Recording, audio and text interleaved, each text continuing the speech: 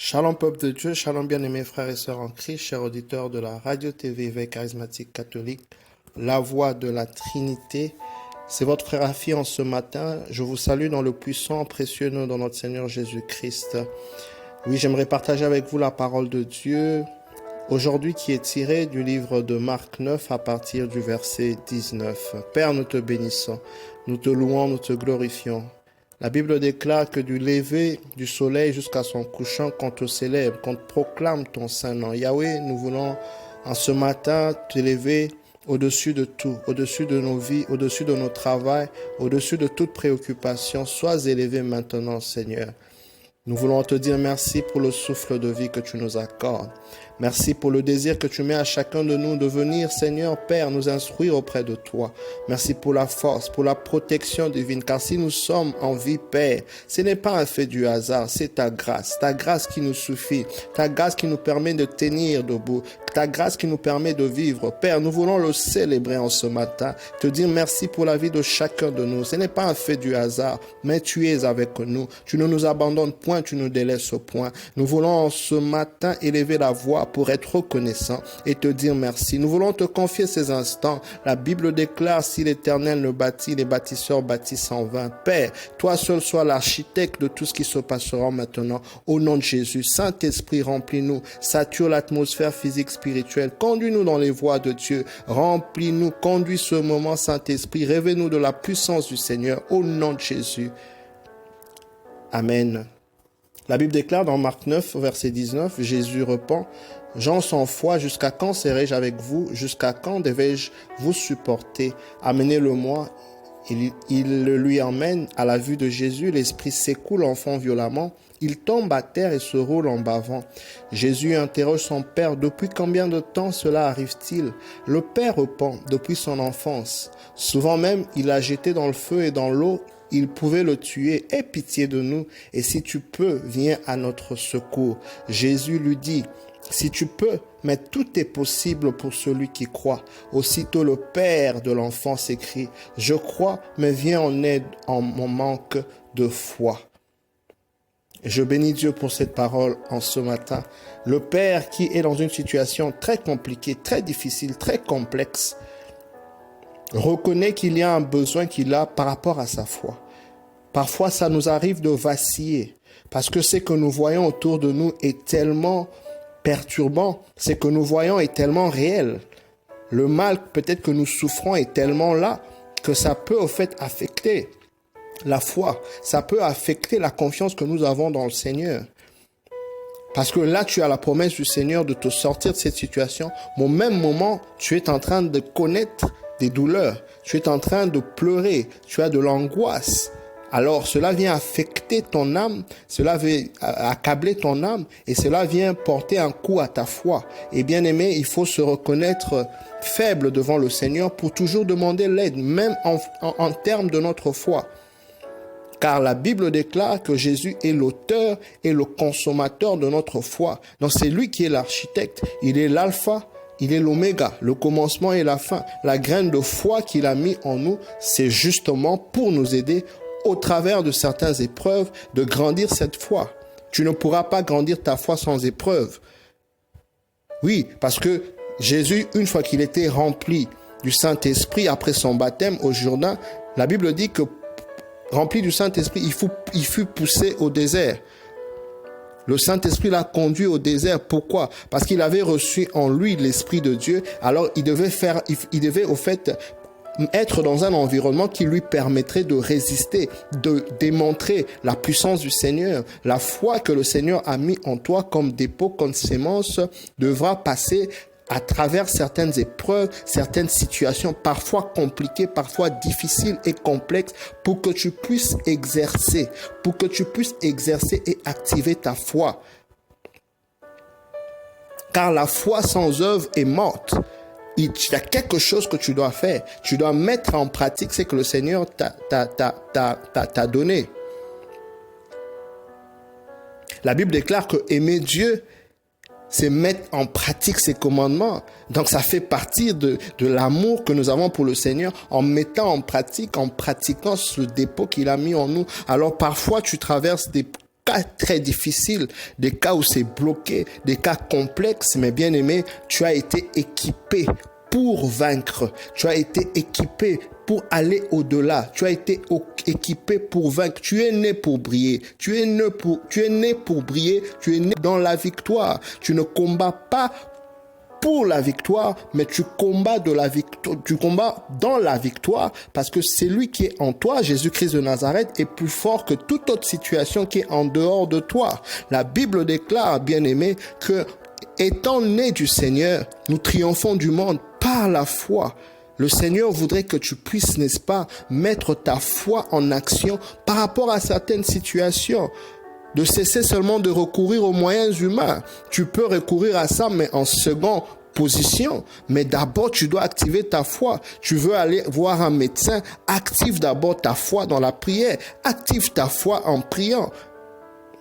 Tu veux prendre un médicament, prie d'abord sur ce médicament. Tu veux aller avoir une entrevue pour un travail. Commence d'abord par faire le nécessaire en activant ta foi. Parce que rappelle-toi que tu es d'abord un être spirituel. Et là où ta foi avait vacillé à cause des événements autour de toi qui te fait comprendre le contraire de ce que Dieu t'a dit, demande de l'aide à Dieu comme Pierre qui avait pourtant cru au Seigneur et n'avait pas cessé de croire lorsqu'il a marché sur les eaux. Simplement, il a été distrait par les vents qui étaient, n'est-ce pas, étaient entouflés autour de lui et il a sombré. Mais là que la main du Seigneur l'a attrapé, l'a sorti, n'est-ce pas, de l'eau. Et la main du Seigneur est en train dans ta foi pour te ressortir, pour te grandir. Demande de l'aide comme ce papa en ce matin qui a demandé de l'aide au Seigneur. Deuxièmement, le Seigneur dit, rien n'est impossible. Rien n'est impossible à celui qui croit. Le Seigneur est en train de nous dire, quelle que soit une situation bloquée, des cas difficiles, ça c'est un langage humain. Incurable, difficile, complexe. C'est un langage humain. Il n'y a rien de si compliqué devant le Seigneur. Il n'y a rien.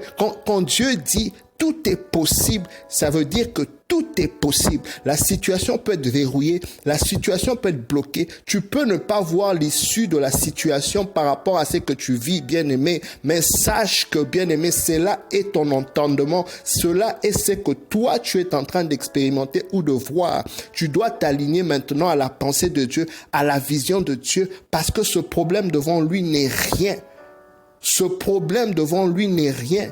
Mais tu dois te connecter à sa pensée. Tu dois te connecter à cette manière de voir comme Dieu pour pouvoir, bien aimer, savoir que ça peut changer. Ça peut changer, il n'y a rien de compliqué. La Bible déclare que la femme, dans le livre de Marc 5, la Bible nous parle premièrement de l'histoire de l'enfant de Jairus qui était mort.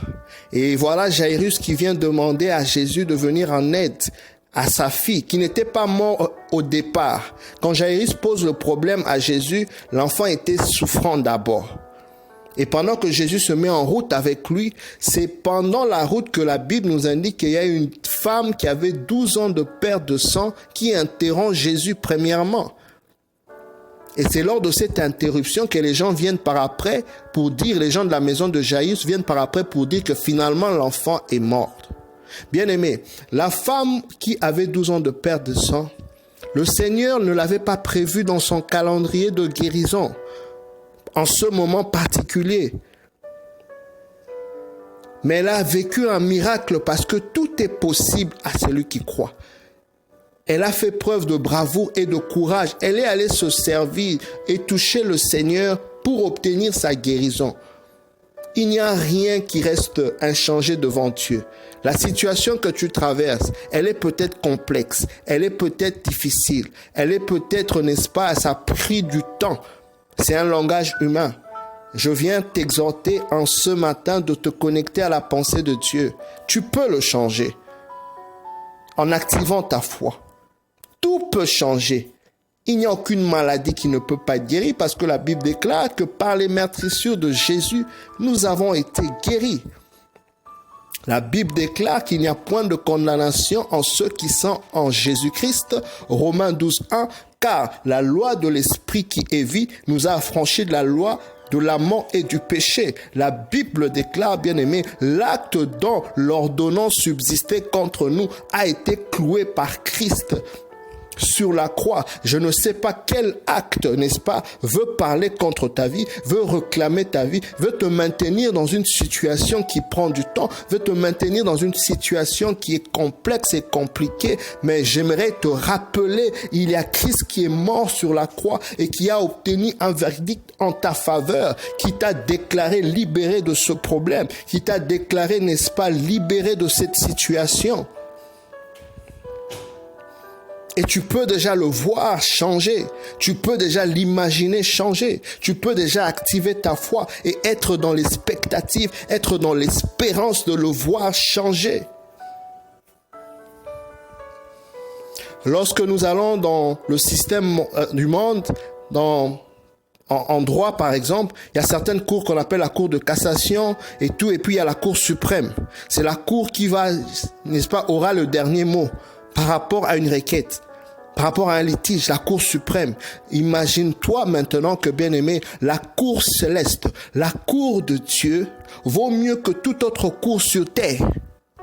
Donc, quel que soit un décret humain, quel que soit une décision qui vient de cette terre des hommes, Dieu est au-dessus de cela parce que la Bible dit qu'il est le juste juge. Et Dieu dit que Jésus-Christ de Nazareth est notre avocat et il est assis à la droite de Dieu le Père. Et nous siégeons avec lui à la droite de Dieu le Père. Dans le monde, souvent quand on te dit quelqu'un est le bras droit de quelqu'un, c'est-à-dire que c'est une personne qui est très proche, une personne de confiance. Or, avec Christ, nous sommes co-héritiers, nous sommes assis avec Christ à la droite du Père. Nous sommes le bras droit du Père. Et lui qui est dans la cour céleste, bien-aimé, et nous qui sommes son bras droit, à combien plus forte raison, n'est-ce pas, le procès ira en notre faveur. Qu'est-ce qui te condamne? Qu'est-ce qui te réclame? Qui veut te juger? Dieu dit dans sa parole, personne ne peut nous juger parce qu'il est notre juste juge. Et personne ne peut nous accuser parce que Christ est déjà mort pour nous sur la croix. On ne peut plus condamner une personne qui a déjà été condamnée par ce que Christ a fait. Le Seigneur dit qu'il ne traite pas l'innocent pour coupable. Christ a obtenu l'innocence par rapport à cette maladie, par rapport à ce cas qui est complexe. Active ta foi. Sois dans l'expectative et de l'espérance. Ça peut changer. Rien ne peut demeurer la même chose. La dame aux 12 ans de perte de sang l'a compris et la situation s'est changée. Il y a eu un revirement de situation. Je prie dans le nom de Jésus qu'il y ait un revirement de situation par rapport à ce que tu traverses au nom puissant de notre Seigneur Jésus. Je prie que le Seigneur se lève et que ses ennemis se dispersent dans ta vie au nom puissant de notre Seigneur Jésus-Christ de Nazareth. Sois béni, bien-aimé. Je me recommande à tes prières et à très bientôt.